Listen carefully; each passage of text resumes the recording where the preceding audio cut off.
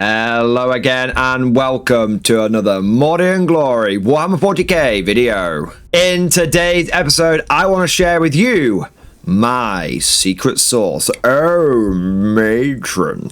I want to reveal the golden rules for building a good guard army. And if you stick to them, you will never build a bad army list again.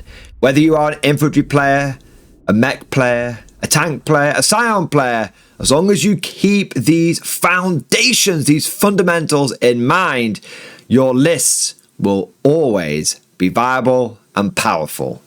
And so without further ado, let's fix bayonets and charge right into today's episode.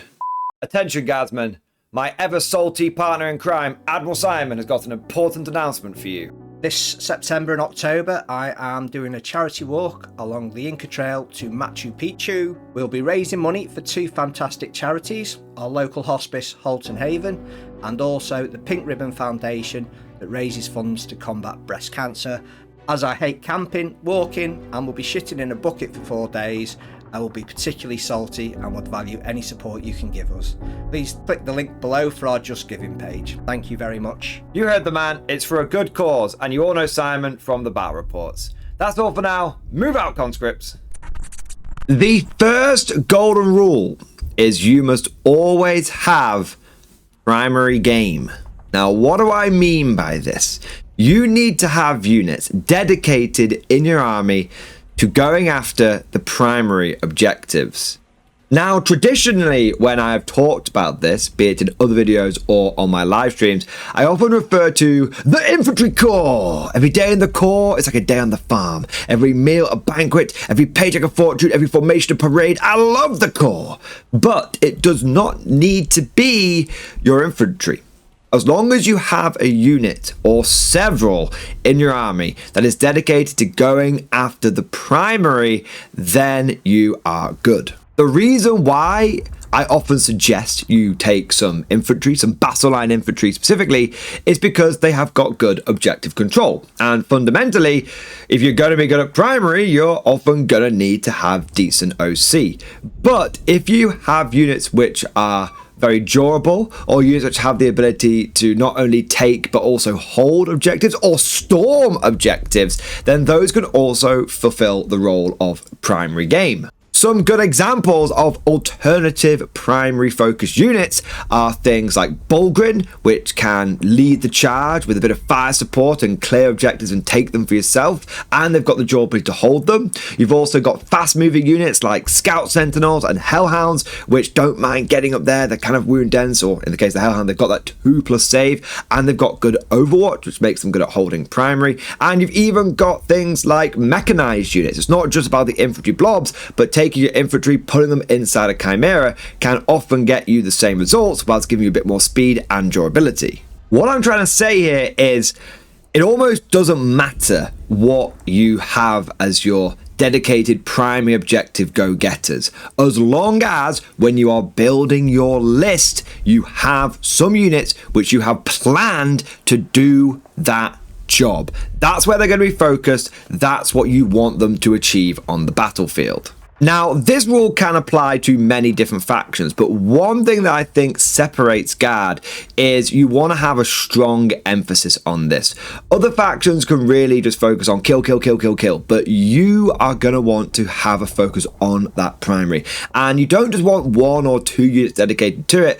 I will often run a significant portion of my list. If you go back and look at my tournament reports, if you go back and look at my battle reports, you will see I always start with the infantry corps, and it's always significant. If I'm running mechanized, I'm going to have 6 units loaded up in chimeras. If I am running hybrid guard, I am going to have 4 big blobs of infantry, often well supported. So it's not just about, oh, I'll have like 1 or 2 small 5-man units doing it. If I was to make this guard focus and guard centric, it's going to be one of the biggest parts of your list. The second golden rule of any good guard army is the direct damage dealers. You need to have a significant portion of your list focused on just smacking the enemy, pounding them and doing as much damage as possible. Traditionally, these damage dealers are going to come in the form of your tanks, your Leon Russes and your Rogul Dawns. And these vehicles are very good at that job. They tend to be reasonably durable, so they can not only do damage, but also take damage. And they also are loaded up with a lot of guns. Lehman Russes are cheap because they're absolutely terrible in combat. But you don't really care about that if you've blasted the enemy off the board before he even got close to you. Now, to a certain extent, you can, like with the primary game, have a kind of whatever you want doing the damage. Maybe it's sentinels armed with las cannons, maybe it is tanks, maybe it's something else. But I do tend to find that the guard vehicles, the guard tanks, do it much more efficiently, and that is definitely something you need to take into account, because often these damage dealers will be trading with the enemy. You are going to roll out and do some damage to them. They are then going to roll back and do some damage to you.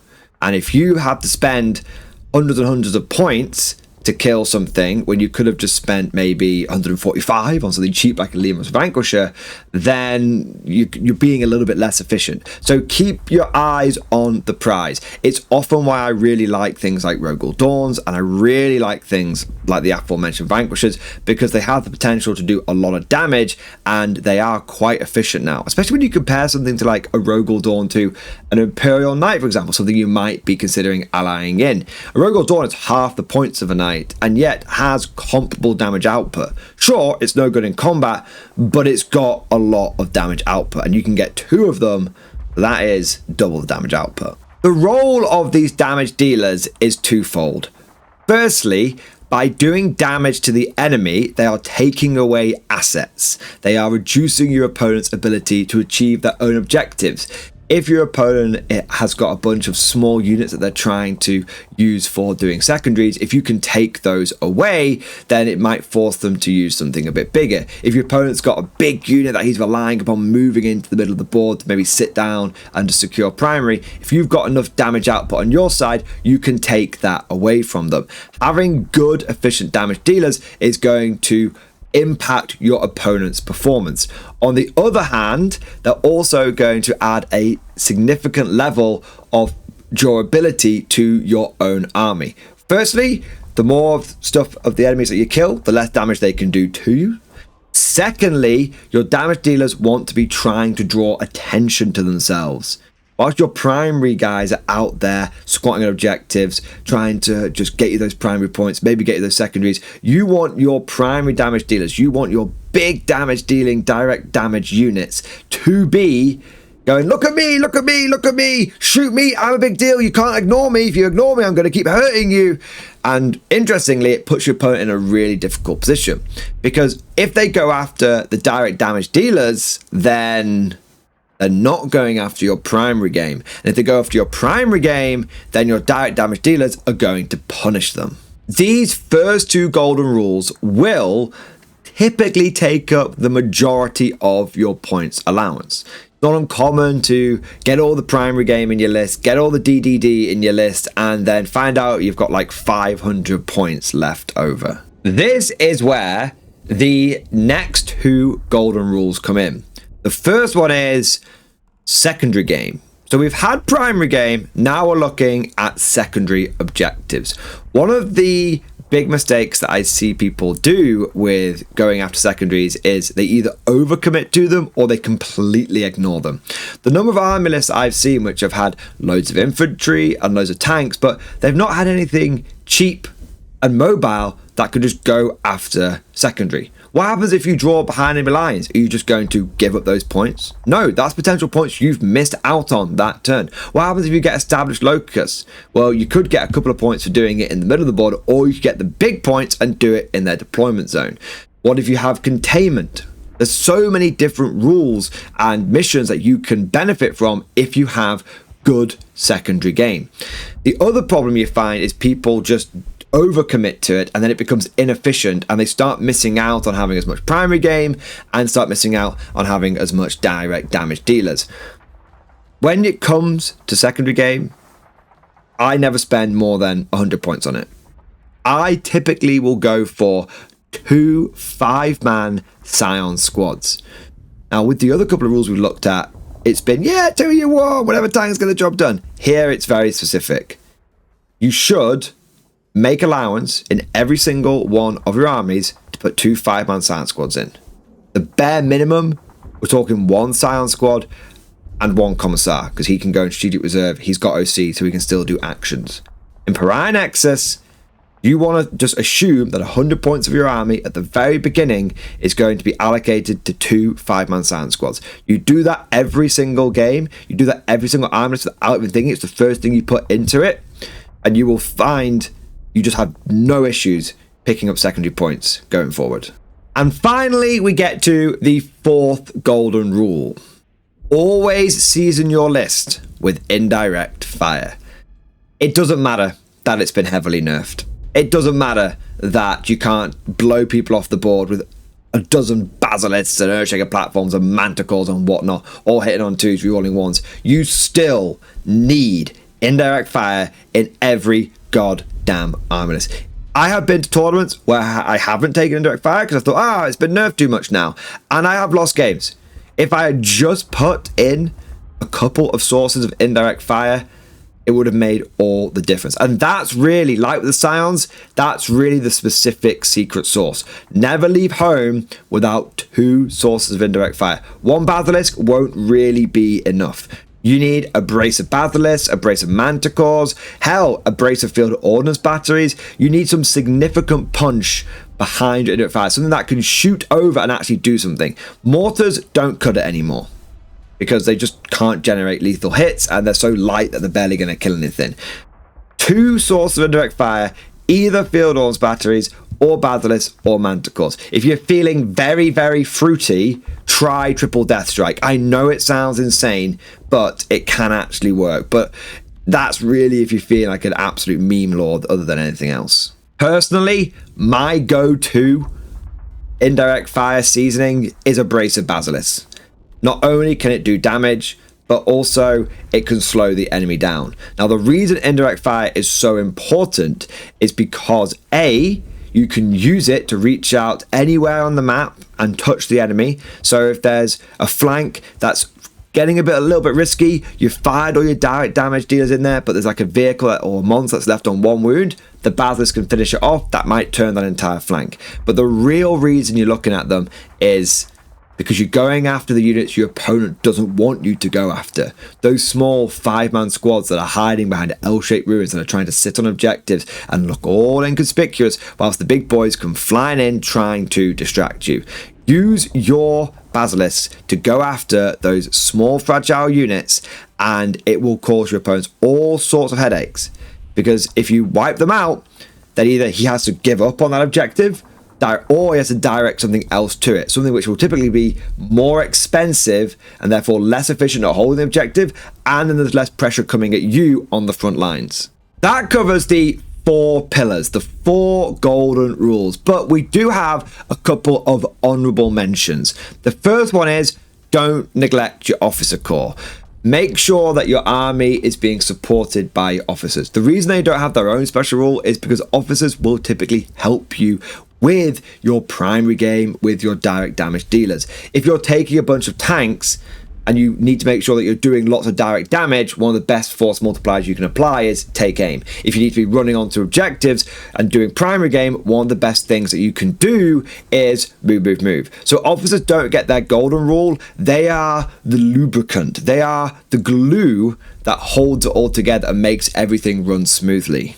And finally, if there was one golden rule to rule them all, and in the darkness bind them, it is this. If this is the one takeaway you have from this video, it is make sure every unit has a job. A lot of people just throw lists together.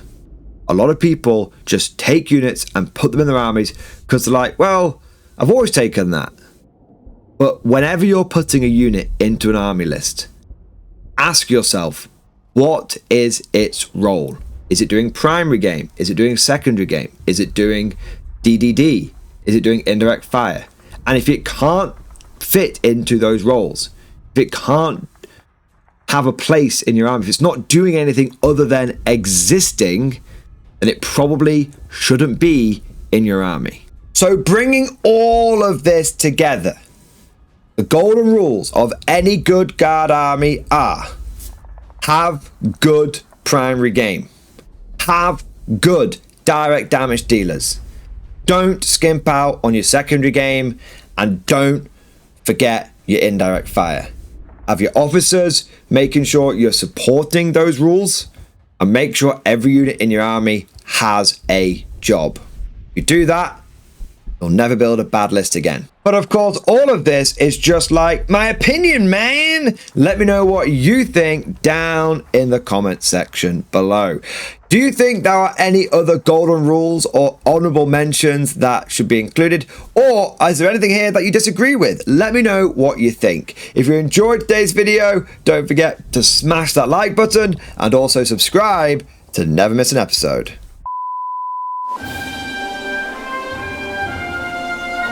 Would you like to know more?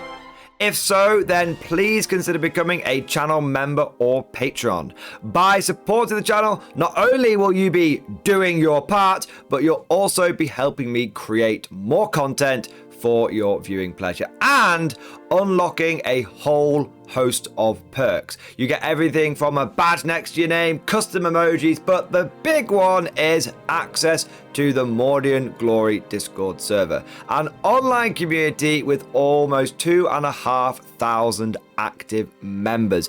It's always popping off in the MG Discord. We've got channels for army lists, hobbying, tactics, stories, and even a pretty spicy meme section as well. For all you greenhorns that wanted to see the Mordian glory hole, today is your lucky day.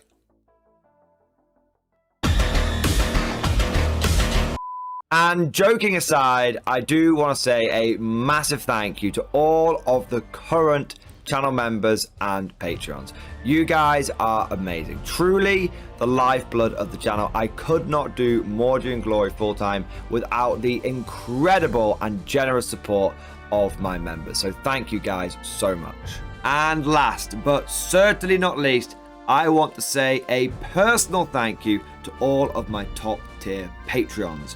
These are the War Masters, the people who have truly gone above and beyond the call of duty.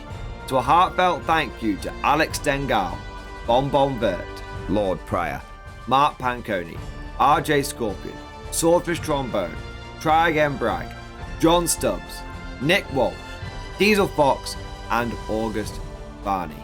Seriously guys, thank you from the bottom of my heart. Your support is incredible and it makes a huge difference. Thank you so much. That's all for now. Hope you've all enjoyed today's video, and of course, as always, see you guys next time.